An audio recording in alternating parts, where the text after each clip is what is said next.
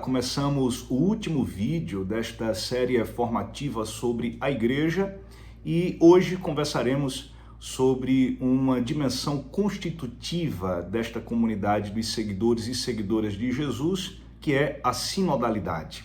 Se no primeiro vídeo nós conversamos sobre a igreja, que é ícone da Santíssima Trindade para a salvação dos homens e mulheres neste mundo, depois, se nós vimos no segundo vídeo que esta igreja, ícone da Santíssima Trindade, se organiza na história de modo concreto como sendo povo de Deus, se vimos no terceiro vídeo que a forma de organização desta igreja, povo de Deus, deve privilegiar de maneira fundamental e indubitável os pobres, e por isso a igreja mesma é chamada a ser pobre para os pobres, hoje nós somos chamados a redescobrir uma dimensão constitutiva que tem sido apresentada a nós pelo Espírito Santo através do Papa Francisco, que é a sinodalidade.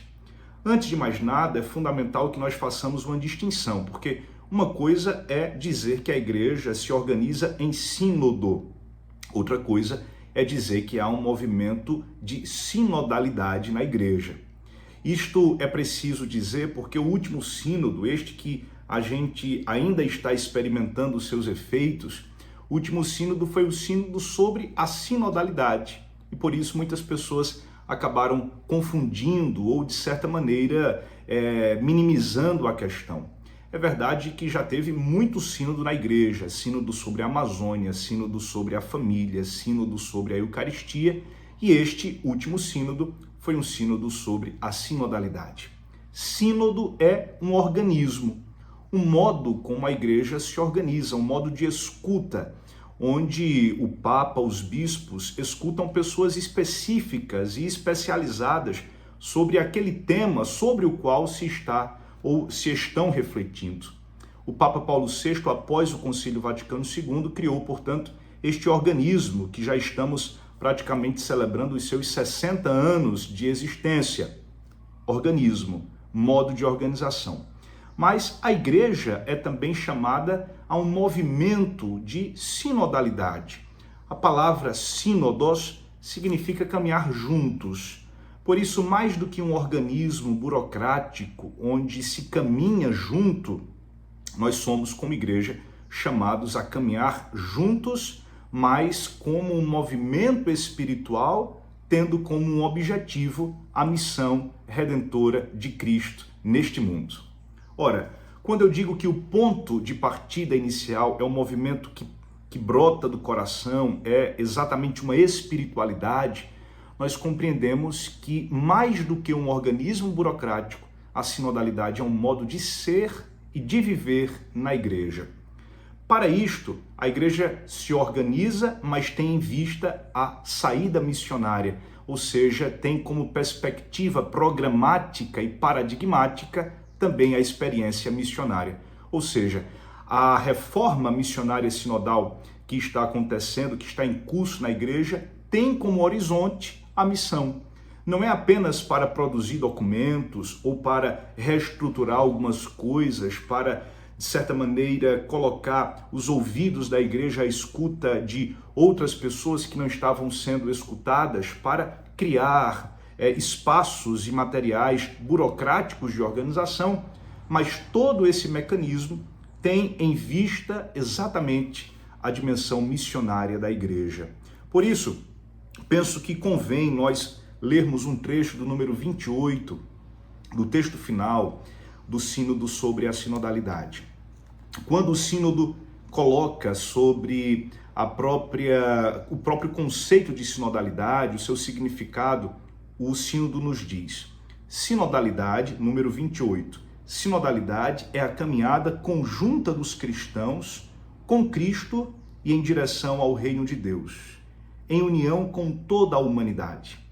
Orientada para a missão, implica reunir-se em assembleia nos diferentes níveis da vida eclesial, ouvir uns aos outros, dialogar, discernir em comunidade, formar consenso como expressão da presença de Cristo no Espírito e tomar uma decisão em corresponsabilidade diferenciada.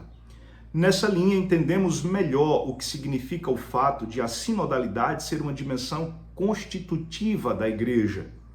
Em termos simples e sintéticos, pode-se dizer que a sinodalidade é um caminho de renovação espiritual e de reforma estrutural para tornar a igreja mais participativa e missionária, ou seja, para torná-la mais capaz de caminhar com cada homem e mulher irradiando a luz de Cristo. Ou seja, o sínodo é um instrumento de organização interna da igreja, mas a sinodalidade é um movimento, como nós vimos, um movimento que de certa maneira aponta para a renovação espiritual, que deve estar na base dos nossos relacionamentos, e aponta também para a reforma estrutural da igreja para que ela se torne mais participativa e mais missionária. Ou seja, este elemento que nós acabamos de escutar do texto final nos diz exatamente que deve haver como ponto de partida uma espiritualidade sinodal que nos ajuda no refazimento, digamos assim, das nossas estruturas mais íntimas, de quem somos nós, dos nossos modelos eclesiais, da nossa imagem ou imagem que criamos sobre Deus, dos modos como nós nos relacionamos internamente na igreja, ou como tomamos a decisão, ou como, de certa maneira, assumimos o poder eclesial. Isso deve, de certa maneira, tocar nesta estrutura interna que nós estamos chamando aqui de espiritualidade sinodal. É o ponto de partida, é o ato primeiro deste grande movimento de sinodalidade.